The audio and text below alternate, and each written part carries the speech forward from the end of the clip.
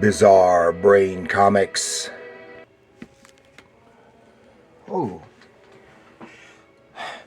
Well, hello, my comic book friends, and welcome to Bizarre Brain Comics. I'm Gary, your host.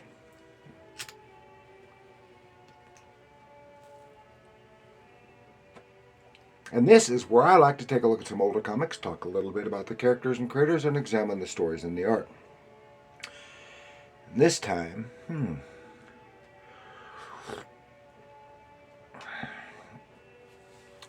want to pay a little visit to a certain time in history, our American history, with The Nam, number 14 from 1988. Now, if you've followed my videos for any length of time, you know I really like war comics.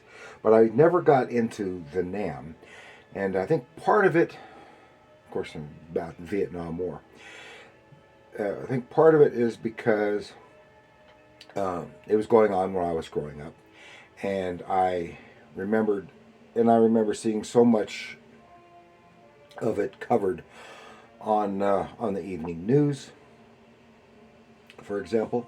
Plus, I had relatives, friends, and later shipmates who were involved in one way or another in the Vietnam War, and it was just a little too close for home, and I wasn't a fan of the Vietnam War for various reasons. At some point, I was both pro and con, probably at the same time, and but it was a significant part of our American history, and I wasn't thrilled with reading about it. But then I think there's been enough time now. I had read a couple of issues back then when it was being published, and there's one issue in particular that I kept. But when I got rid of some of my comics a few years ago, even though I had set it aside, I think somehow it must have gotten put in there, and that one issue is because I haven't seen it since. And I had the same thing happen with a few other issues of comics that I had considered kind of special, and I set aside to keep, and I have not seen any of them since then. So I think what happened was that somehow they accidentally got mixed in with the discards. So, anyway, and one of those. But if I ever find that issue again, I want to do a special episode on that particular issue of The Nam. I wish I could remember what issue it was, and I could go look for it, but I can't remember. Again, this is The Nam, number 14 from 1988, written by Doug Murray, with pencils by Wayne Vansant, and inks by John Beatty. Now, The Nam is a war comic book series which detailed the Vietnam War from the common soldier's perspective. It was published by Marvel Comics. It was created by Doug Murray and Michael Golden. It ran from 1986. I forgot to turn down the thermostat, so the furnace is kicking on. From 1986 to 1993, totaling 84 issues. Editor Larry Hama and writer Doug Murray were both veterans of the Vietnam War. And so the series was planned to run in real time, that is, one issue was roughly the equivalent of 1 month's real time. And then to run throughout the duration of the war. And it revolved around the 23rd Infantry, and the first 13 issues were primarily based on the real events, and I wouldn't be surprised if this one too, primarily based on the real events that happened to Murray or other acquaintances of his during the conflict. Don Murray to Don Murray. Doug Murray. Don Murray is an actor. Is an American comics writer and novelist, born in 1947. So he's the same age as my brother. Well, couple years older. He served as an NCO in the Army during the Vietnam War. And my cup is in the way. And he was a writer for the Monster Times newspaper in the 70s, and wrote for Marvel from 84 to 91 on the Nam, Merc, Savage Sword of Conan, and various other things. And he wrote 2 Destroyer novels in under pseudonym, of course. I think. During the 70s, and I'm a big fan of the Destroyer. I've read them off and on since I first discovered them in the 70s, and I have a whole bunch on audio, and I especially love listening and re-listening to them all the time.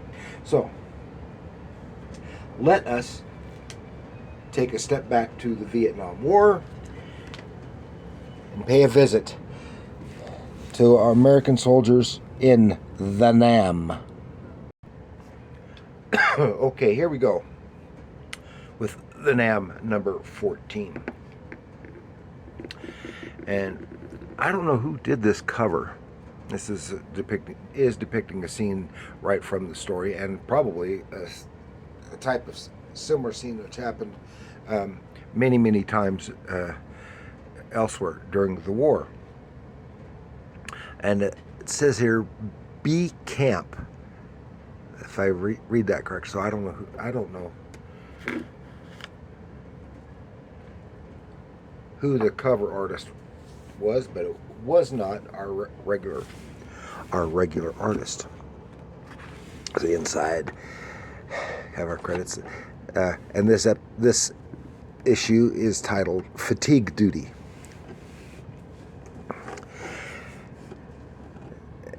Yes, Wayne Vansant.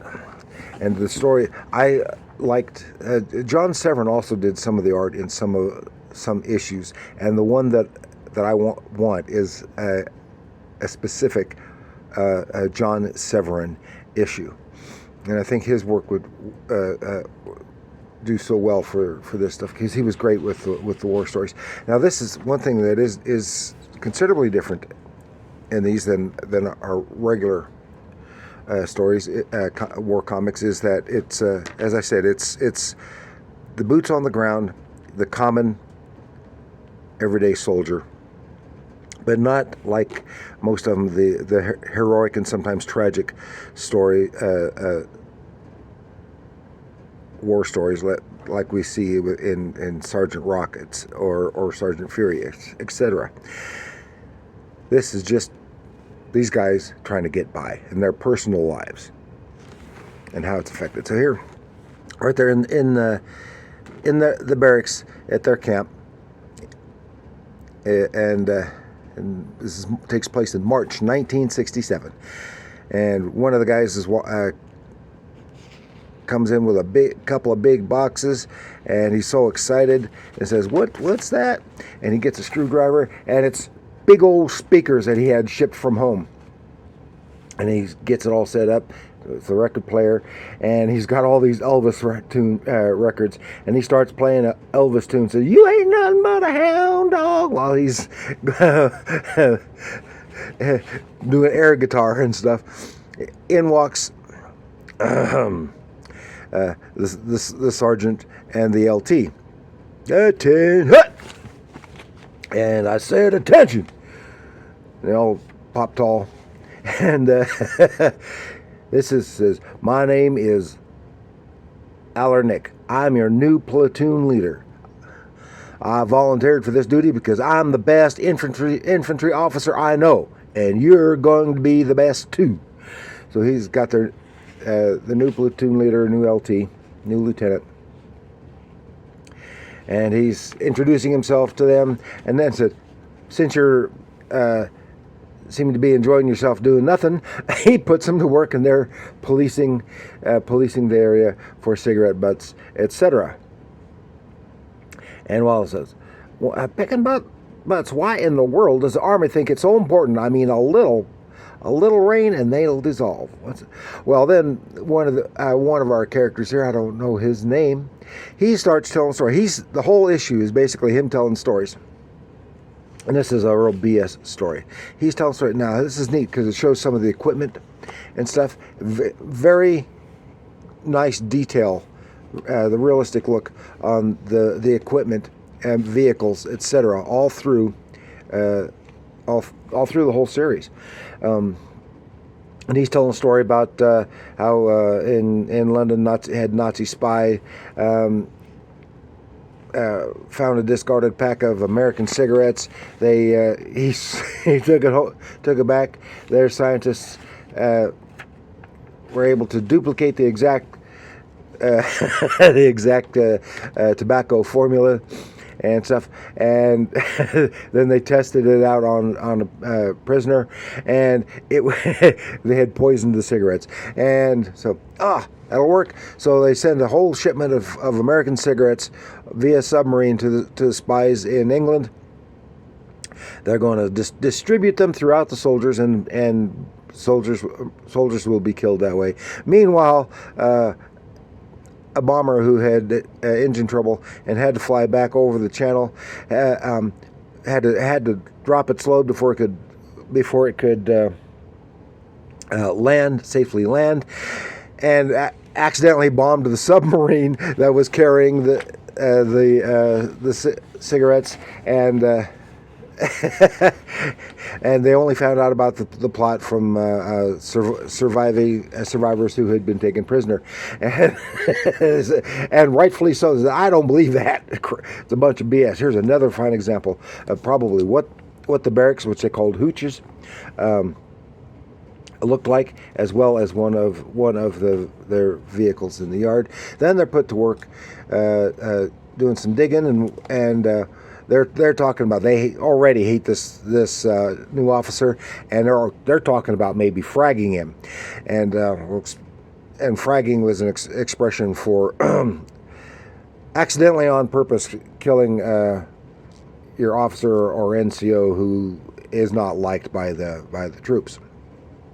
Well, doing that while on patrol or something. Anyway, so they're said, no, it's not a good idea. And doing anything and you'll be found out. Then he tells a story about one on his first tour, a guy he knew who was he was being sneaky about stuff. He got a rifle, took it apart, reported that it was lost while on patrol, took it apart piece by piece, sent it home to his wife, piece by tiny piece. And she didn't know what to do until then eventually he sent the entire rifle home. And then he got a package from his wife, and it was the whole rifle reassembled. She had hired a local gunsmith to reassemble the rifle. He got in trouble and got a less than honorable discharge and spent time in jail. So it's not good. Then they're heading out on patrol. Great depiction of the helicopters and everything as they're sitting there with the 50 cal right there in the doorway as they head out on a patrol, and they're concerned about getting immersion foot, what used to be known as trench foot. It's from walking in water, standing water and stuff. And they come upon a village. It says so they see what is they see VC, the enemy, scampering away, and the lieutenant sends a small troop ahead, and there was a a bushwhack set there, and while they get the bushwhacker who was hiding in camouflage, he still tosses a grenade which severely injures one of the men. They send on across there. They get the radio men, and they call in an evac helicopter, and the VC got away, but they got the whole basically liberated the village from the VC. And while they're waiting for the injured man gets taken back, but now they're waiting for a dust off for helicopters to come to take their whole unit back, and they're checking the place out, see that they had been there. They were interrupted right in the middle of a poker game or some gambling and stuff like that.